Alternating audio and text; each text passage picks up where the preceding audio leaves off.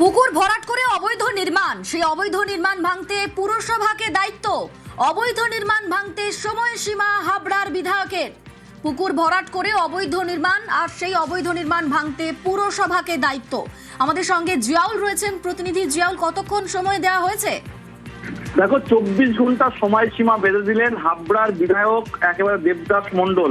হাবড়া পৌরসভার 7 নম্বর ওয়ার্ডে কামারথুপ এলাকায় সেখানে কি পুকুর ভরাট করে তৈরি হচ্ছিল অবৈধ নির্মাণ, এবং সেই পুকুরের মধ্যে মাটি ফেলে সেখানে হচ্ছিল কনস্ট্রাকশন। এবং এই খবর পেয়ে সেখানে যায় হাবড়ার বিধায়ক দেবদাস মণ্ডল, এবং তিনি নির্দিষ্ট সময়সীমা দেন, 24 ঘন্টা সময়সীমা বেঁধে দেন যে কিভাবে এর আগে বিল্ডিং হয়েছে, কার কাছ থেকে পারমিশন নেওয়া হয়েছে, এবং পুকুর বুঝিয়ে মাটি ফেলে সেখানে কার পারমিশনে হচ্ছে। পৌরসভা যদি এর সঙ্গে যুক্ত থাকে তাহলে পৌরসভাকেও কড়া হুঁশিয়ারি দিলেন এবং সময়সীমা বেঁধে দিলেন। 24 ঘন্টার মধ্যে এই জায়গা খালি করতে হবে এবং আগের জায়গায় ফেরত দিতে হবে, না হলে বড় ব্যবস্থা নেওয়া হবে, এমনটা হুঁশিয়ারি দিয়ে রাখলেন হাবড়ার বিধায়ক।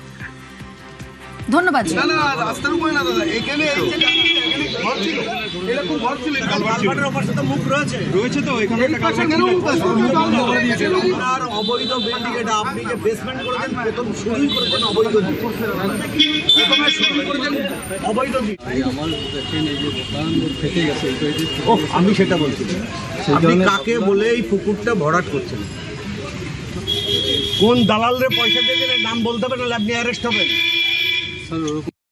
এই বিল্ডিং টোটালটা অবৈধ আছে, যা অবৈধ নির্মাণ আছে ভাঙা হবে এবং পৌরসভাকে সেটা ভাঙতে হবে, কারণ দায়ী পৌরসভার।